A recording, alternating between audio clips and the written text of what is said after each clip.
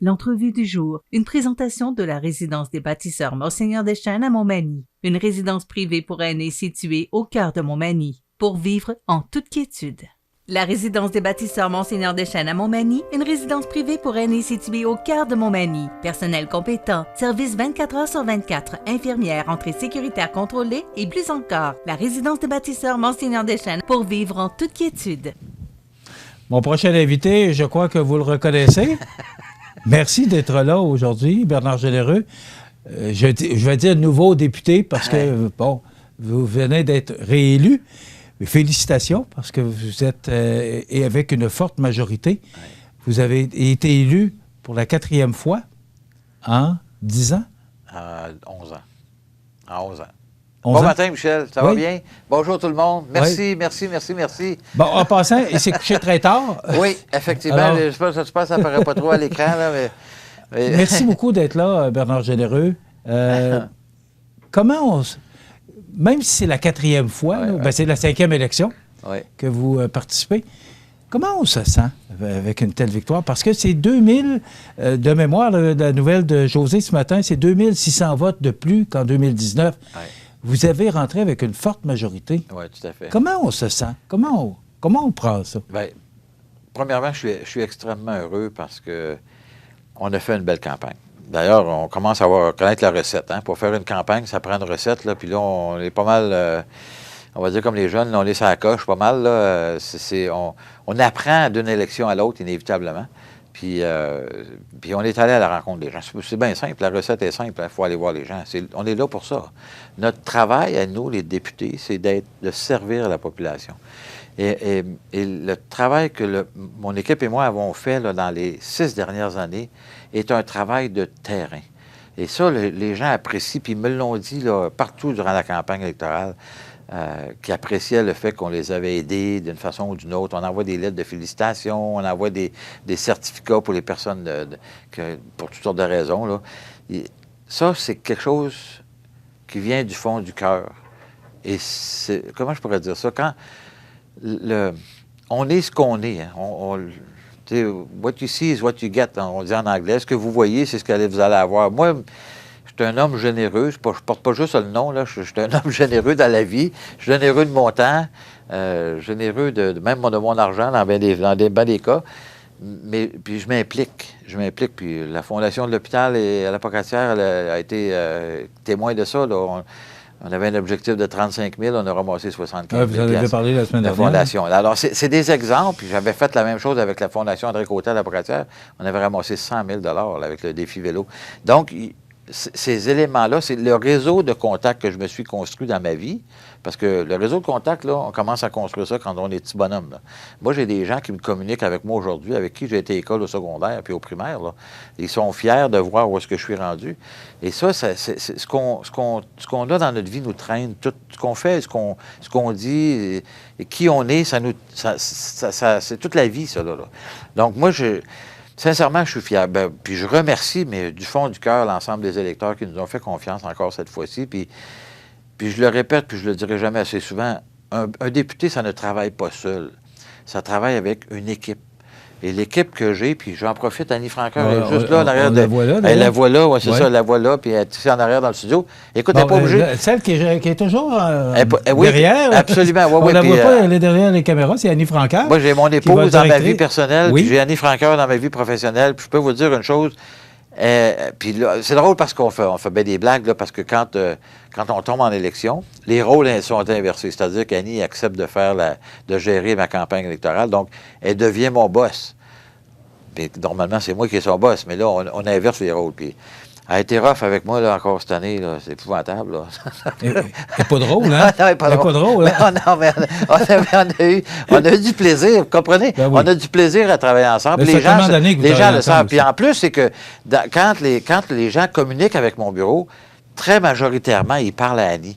Puis c'est elle qui redispatche, en fait, qui redistribue les différents dossiers. C'est la directrice générale? C'est la directrice, oui, absolument, de mon comté. Puis c'est elle qui redistribue les dossiers à chacune des personnes qui travaillent pour moi dans mon équipe. Et je peux vous dire une affaire, on a pris de l'expérience beaucoup dans les dernières années.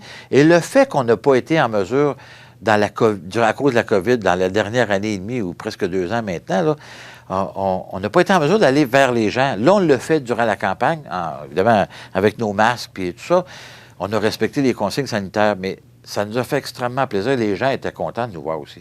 Ils étaient véritablement contents. Puis moi, je veux dire, je vais toujours On va les présenter parce qu'après ça, je veux parler de la campagne oui, un peu. Absolument. Donc, Annie Francaire, qui est ma directrice. Annie Boutin, ici, à ma droite. Là. Ici, oui. Ouais, Annie Boutin, qui demeure à Montmagny, Mireille Soucy, qui s'est occupée des communications. Juste pour dire, Annie Boutin, là, elle vient de Sainte-Apolline de Patton, puis elle reste à la rue Patton à Montmagny. Il faut le faire okay, là, quand même. Là.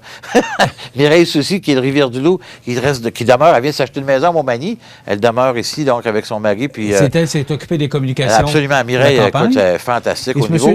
Et Francis, il est à Ottawa. Il travaille pour moi à Ottawa. Okay, pour ça, donc, c'est pour ça qu'on le voit moins dans la région, mais tous les problèmes, je dirais, plus concrets, politiques, puis bon, qui sur des dossiers d'immigration, souvent, ils vont intervenir. Et puis, il y a Denise, qui est malheureusement pas sur la photo, là, parce qu'elle n'était pas à la maison hier soir, parce que cette photo-là a été prise chez moi hier soir. Denise a tenu le fort là, durant la campagne, parce qu'il faut que nos bureaux demeurent ouverts. Donc, mais ces gens-là, tu le disais tantôt, là, ces gens-là deviennent sans solde à partir du moment où l'élection est déclenchée. Donc, c'est la campagne qui rémunère les personnes qui sont, pour les campagnes qui ont les moyens de rémunérer du monde. Là. Nous, on en a les moyens, donc on est capable. Donc, ces personnes-là. Puis c'est un choix personnel. C'est pas une obligation de leur part. Puis moi, je respecterais s'ils diraient, non, je veux pas faire campagne, mais on va chez nous. Sauf que, évidemment, si tu veux conserver ton travail, il faut que tu t'investisses dedans. Ça va pas bien. Donc, puis en plus, qu'ils sont rémunérés. Mais sauf que c'est quand même c'est quelque chose de particulier parce qu'on ne voit pas ça dans d'autres domaines. C'est que les employés vont tomber sans sol, puis dans un mois, ils vont recommencer à travailler s'ils ont fait la job. Mais écoutez, moi, cette équipe-là est fantastique. On se complète, tout le monde. On a une belle chimie, tout le monde ensemble. On travaille fort. Écoute, on ne regarde pas. Puis durant la COVID, je l'ai dit durant la campagne électorale, là, il y a les 3 premiers mois, là, on a travaillé 7 jours sur 7, sans arrêt, là.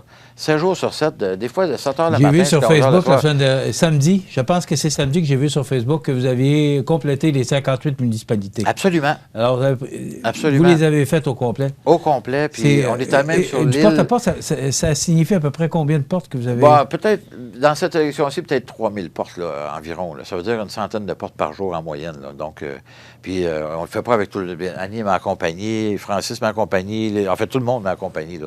On l'a fait en rotation. J'avais 2 conducteurs de l'automobile qu'on avait pour... Parce que nous, là, comment je pourrais dire ça? L'efficacité qu'on a, c'est qu'on travaille tout le temps. Pour travailler tout le temps, tu ne peux pas conduire en même temps que tu textes, puis tu peux pas envoyer des courriels, puis etc. Donc, moi puis Annie, on avait chacun un chauffeur, c'est-à-dire on avait un chauffeur on avait 2 chauffeurs, en fait, qui nous ont conduits, là, PA et Luc, que je salue, là, et qui nous ont conduits durant toute la campagne. Donc, moi... On travaille, on communique, on est en échange tout le temps, puis écoute, encore un matin, là, moi je me suis couché à 4 heures un matin, je suis ici un matin, là, j'ai fait 4 entrevues déjà, puis je réponds à tout le monde sur mes courriels là, pendant qu'elle a conduit, parce que c'est elle qui a conduit pour venir ici un matin. L'efficacité qu'on a acquise est très productive d'une certaine manière, je peux dire ça comme ça. Bernard, il faut que je vous pose la question, parce que vous me parlez de la campagne que vous avez faite. Pourtant, ça fait plusieurs années que vous êtes député. La semaine passée, je vous sentais un peu nerveux. Est-ce que le fait... bon, tout le monde a parlé de ça, le débat en anglais, la question qui a été posée à M. Blanchette. Est-ce qu'à un certain moment, vous vous êtes senti menacé? Est-ce que vous avez senti qu'il pourrait y avoir une vague bloquiste au Québec, là, et particulièrement dans la Côte-du-Sud? Est-ce que ça vous a inquiété à un moment donné? Non, pour revenir à ton interrogation de vendredi passé, on était fatigués, là, c'est la première chose. C'était vers la fin de la campagne, on était très fatigués. Puis l'autre chose, c'est que Annie Francaire, ma boss de campagne, elle ne voulait pas que je démontre mon exubérance par rapport aux chiffres que nous avions. Vous avez des sondages internes, Absolument. Vous avez de l'information. D'ailleurs, il y a des gens qui commençaient à être tannés à nous entendre, là, mais on a fait des sondages à toutes les semaines durant la campagne. On savait exactement où est-ce qu'on était, puis on était là, puis les autres étaient là. Donc, il y avait une marge incroyablement importante. Puis moi... Qu'on a vu hier soir. Absolument. Puis pas juste ça, c'est la marge que nous, on voyait sur le terrain, c'était que les gens voulaient mettre Trudeau dehors dans le comté. Puis tu fais référence au débat en anglais. Je suis dans la circonscription la plus francophone au Canada ici. avec 99 points... C'est 1 me semble, c'est 1 d'anglophone. À peu près, puis encore, là, je fais à la blague, je dis que ma femme est la seule anglophone dans le comté, là, mais elle n'est pas la seule, mais il n'y en a pas beaucoup. Mais tout ça pour dire que le débat en anglais, ça n'a pas eu un impact ici, moins qu'en ville. C'est pas tout le monde qui lit le journal à tous les jours, qui écoute les nouvelles, là. Mais ça reste que c'est pas quelque chose qui est venu influencer notre campagne. D'ailleurs, le Bloc québécois a eu moins de votes que la dernière fois, là, donc au total, ou en tout cas en pourcentage, à tout le moins. Pardon. Donc, ça n'a pas eu un impact. Mais sur le terrain, nous, on sentait là, véritablement. 2019, ça avait été la même chose. 2019, il y avait 4 personnes qui m'avaient dit... Non, 4 personnes qui m'avaient dit qu'elles allaient voter Bloc. Durant toute ma campagne, personne ne me parlait du Bloc. Puis là, tu te souviens, là, le Canada 338 avait mis le bloquiste gagnant. J'avais gagné par presque 5000 voix. Donc, il y avait une erreur majeure là, du pitcher, là, ça c'est sûr. Mais cette fois-ci, on le sentait véritablement sur le terrain. Les libéraux étaient complètement dehors. On a mettons que Simon Bérubé, je vais te l'avouer, là, il a fait une très belle campagne. Il a fait une très bonne campagne. Il est très articulé. C'est un jeune dynamique. Sincèrement, je n'ai que des bons mots pour lui. Puis François, de faire un switch d'un parti politique à un autre, là, c'est jamais payant. C'est très rare que c'est payant. Donc, moi, sincèrement, je ne sais pas s'il va rester avec les libéraux, mais tant mieux s'il veut revenir. Là. Moi, j'ai pas de problème avec ça, mais c'est la démocratie. Puis je le félicite d'ailleurs pour sa campagne aussi. Mais il faut être sur le terrain. C'est pas compliqué. Puis là, l'avantage qu'on a, nous, en tant que députés, c'est qu'on est payé pour être sur le terrain. C'est un avantage important. Là. On ne savait pas trop si on s'orientait vers un gouvernement minoritaire. Ouais. Minoritaire, c'était pas mal assuré. Même hier, j'écoutais Radio-Canada, Patrice Roy, qui disait que ça a pris un certain temps avant qu'on sache s'il était minoritaire ou majoritaire. Mais les sondages disaient 33 pour les conservateurs, 32 pour les libéraux. Les derniers sondages qu'on a connus avant la journée du vote, dimanche, de mémoire. Ouais. Là. Maintenant, M. O'Toole n'a pas fait mieux que M. Scheer. En fait, on a augmenté le vote populaire. Mais au nombre de députés? Oui, mais non, j'entends au nombre de députés, je vous l'accorde, là, mais en termes de vote populaire, on est encore allé chercher plus de votes que les libéraux. Ça, c'est quand même incroyable. Dans une démocratie comme la nôtre, celui qui a le plus de votes n'est pas celui qui est élu pour gouverner. Bon, ça dépend comment est-ce que la concentration des votes, etc. M. O'Toole va-t-il rester là? Est-ce qu'on va encore avoir une course à la chefferie? Non, moi, je ne pense pas. Écoutez, on a fait... M. O'Toole est arrivé avec un... Il va y avoir évidemment des discussions importantes au sein du parti, comme ça se fait à chaque élection, après chaque élection. Mais je pense que Erin a amené... Je pense qu'on veut que les gens apprennent à le connaître encore plus. D'ailleurs, je ne sais pas si vous avez vu son discours hier soir. Il était littéralement en feu, là, enflammé totalement. S'il avait fait, puis il y a quelqu'un qui me dit, qui était avec nous autres, là, il dit, moi, si je l'avais vu de même tout le long de la campagne, on n'aurait pas le même résultat un matin. Je ne sais pas si c'est comme si il a voulu présenter ou de pas trop être agressif ou je ne sais pas trop. Mais écoute, c'est un gars il est pertinent, puis il est à sa place. Ça, il n'y a pas d'erreur avec ça. Il nous a démontré des très grandes qualités. Moi, je suis convaincu qu'il va demeurer chef de notre parti. En tout cas, le contraire me surprendrait beaucoup. On va inévitablement réajuster nos choses, évidemment. Mais moi, je l'ai dit depuis le début de la campagne, on avait une plateforme plus progressiste que même... En tout cas, il faut remonter à Mulroney pour avoir vu une plateforme aussi progressiste qu'on avait. Puis, je le répète encore, puis je vais le dire sur toutes les plateformes, j'ai proposé, mais notre association de comté a proposé les 52 semaines pour les maladies graves, 52 semaines de chômage. C'était monté dans les 2 derniers congrès, ça a été accepté par les membres et ça faisait partie de nos politiques. Moi, je vais continuer à talonner M. Trudeau pour qu'il monte le 26 semaines à 52 semaines pour le chômage. Le Bloc est d'accord avec ça, et puis même le NPD. Donc, il n'y a pas de raison que les 3 partis d'opposition, d'ailleurs, il n'est pas impossible que je présente moi-même un projet de loi, si j'ai l'occasion de le faire, pour essayer de faire monter ça, pour que les libéraux soient forcés à faire ça, tout comme on a forcé avec le C-208, le rachat des fermes au niveau familial. C'est un député de l'arrière-ban conservateur qui a fait adopter ça dans un gouvernement minoritaire. C'est jamais vu un projet de loi qui a des impacts sur la fiscalité canadienne, puis que M. Trudeau a hésité à le mettre en place. Puis écoute, la brouhaha est en train de pogner, donc il n'a pas eu le choix de le mettre en place puis de le faire ça, parce qu'il voulait le faire seulement en janvier. Donc, sincèrement, on est capable de faire bouger les politiques, c'est ça que je veux dire, là. On est capable de faire bouger les politiques, et moi, le 52 semaines, j'y tiens mordicus, il faut absolument faire changer d'idée à M. Trudeau là-dessus.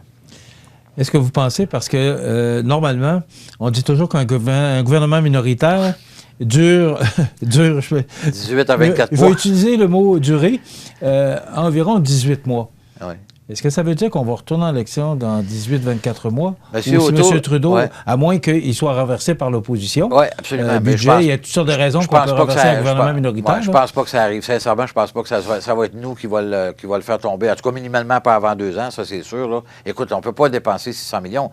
La preuve en est là, qu'aujourd'hui, après avoir dépensé 615 millions, on est exactement au même point qu'on était il y a 35 jours. C'est ça la réalité. Là. Puis c'est désastreux, là. On aurait pu servir de cet argent-là pour construire pas le stade, mais le projet ici à la Montmagny ou réparer le quai de Kamouraska. Écoute, on aurait pu faire des millions de choses avec cet argent-là. Là, on vient de dépenser ça absolument pour rien. M. Trudeau avait toutes les cartes en main pour être capable de gouverner tout le mandat qui avait été voté en 2019. Puis il l'a pas fait, il a voulu avoir une majorité, puis là, il se retrouve avec une majorité. C'est lui le plus grand perdant, là, aujourd'hui, là. Il n'a pas gagné son élection, là. Il a perdu son élection, puis Yves-François Blanchette, pareil, là. Il n'y a pas 40 comtés, là. Oublie ça, là. Il y en a 32. Il y en a 2 de plus. Il y en a 2 de plus. Mais regarde, on ne peut pas dire qu'il a fait une grosse victoire, là. En tout cas, moi, sincèrement, j'espère qu'on n'ira pas en élection dans 2 ans. Et si c'est le cas, je vais être là. Je l'ai dit hier soir, je vais être là pour la prochaine, s'il y a des gens, parce que j'aurais bien aimé faire un mandat de 4 ans, pour vraiment avoir le temps de mettre des choses en place avec un gouvernement conservateur, bien sûr. Là, on est minoritaire.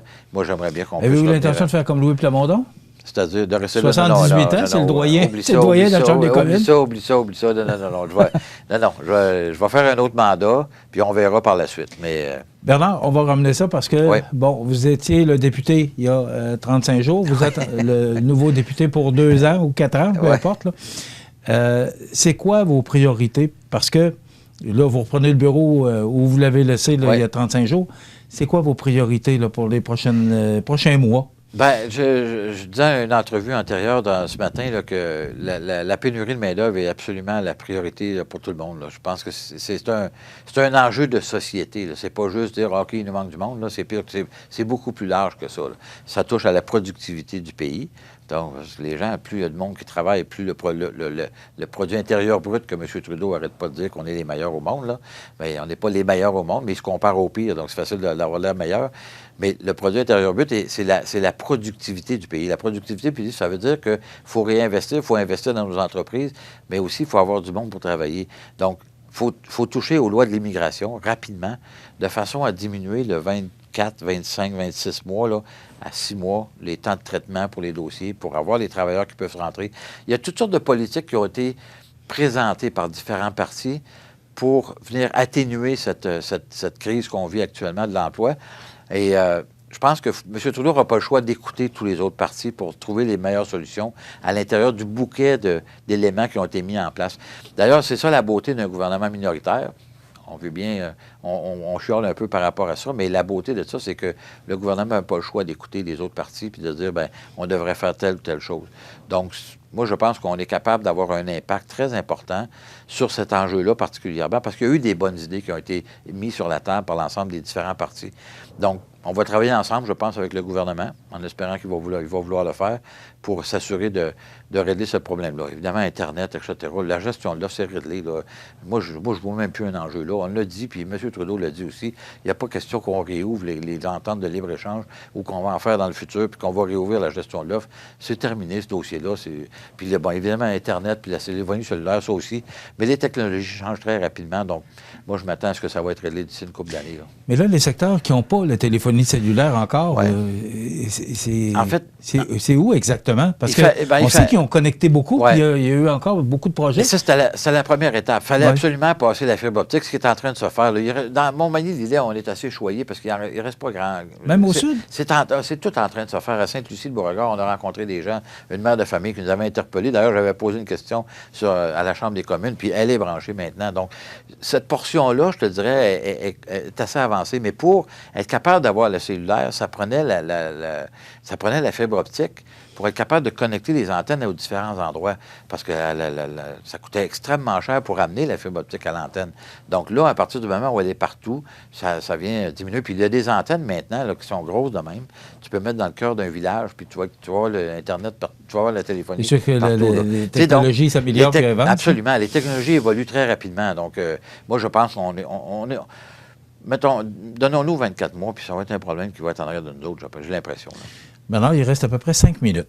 Et je veux vous entendre ce matin. J'ai parlé avec Marie-Ève Proulx hier matin. Oui.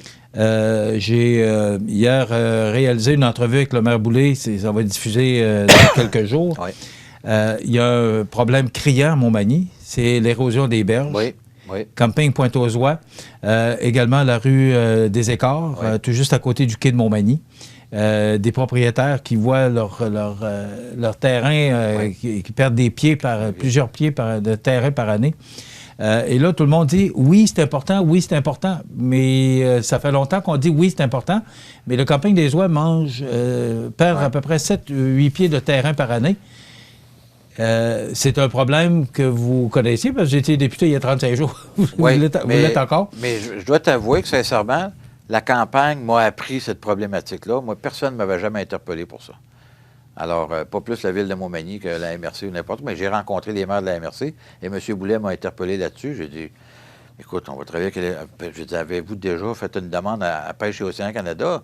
C'est à Pêche et Océan Canada qui s'occupe des berges. D'ailleurs, ça, c'est quelque chose que le député du Bloc, pas le député, mais le candidat du Bloc a appris. Là. Le fleuve Saint-Laurent, c'est le fédéral, dans le fond, dans le milieu, puis par-dessus. Puis les berges, c'est la même affaire. C'est tout fédéral. Alors, il faut interpeller Pêche et Océan Canada.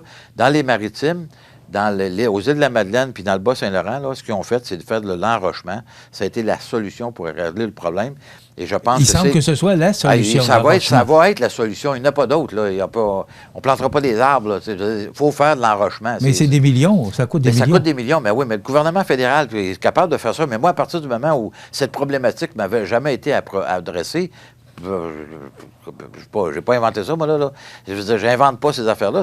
C'est un problème, on va regarder puis on va le régler. Demain matin, d'ailleurs, on va changer le ministre des Pêches et Océans, là, parce qu'elle a perdu sa job, la ministre, là. Donc, inévitablement, il va y avoir quelqu'un d'autre qui va être nommé là. Puis je vais l'interpeller rapidement, puis on va voir avec le ministère, puis qu'est-ce qu'il y a possibilité de faire. Moi, je vais être à 100% avec la municipalité pour régler cette problématique-là. Si je l'avais su il y a 6 ans, peut-être que le problème serait déjà réglé, mais personne ne m'a jamais interpellé là-dessus. Alors, moi, je ne peux pas régler des problèmes que personne ne me parle pas, là. Tu sais, je veux dire, moi, je suis très ouvert à ça. Votre intervention est à quel niveau? Parce que si on va aller chercher de l'argent... C'est à quel niveau? C'est que premièrement, il faut qu'il y ait une demande qui soit faite à Pêche et Océan pour permettre l'enrochement. À partir du moment où on a une permission, il faut aller chercher des fonds. Alors, on va aller voir dans quel fonds on est capable d'aller chercher ça. C'est encore long, c'est du travail de long ça peut prendre un certain temps, mais ça dépend à quelle vitesse on veut véritablement faire avancer ce dossier-là. Moi, je suis prêt à travailler avec la Ville demain matin, avec la MRC, il n'y a pas de problème. Ça va me faire plaisir de le faire, puis je vais taper sur le clou pour aller chercher l'argent qu'il faut, si on est capable d'aller chercher de l'argent dans les différents programmes. Mais encore une fois, moi, c'est un exemple. Si les gens ne m'adressent pas une problématique, comment voulez-vous que je les aide à la régler? Alors, à partir du moment où je le sais maintenant, puis ça m'a fait plaisir de l'entendre à la MRC, puis j'ai dit à Bernard, puis que ce soit Bernard ou qui que ce soit qui sera élu à la mairie de Montmagny, je vais travailler avec eux autres pour régler ce problème-là, c'est sûr. Bernard, il reste 2 minutes. Vous allez faire quoi au cours des prochains jours? Vous poser? Pas dans les prochains jours, dans les prochaines heures. Il manque un peu d'heures de sommeil.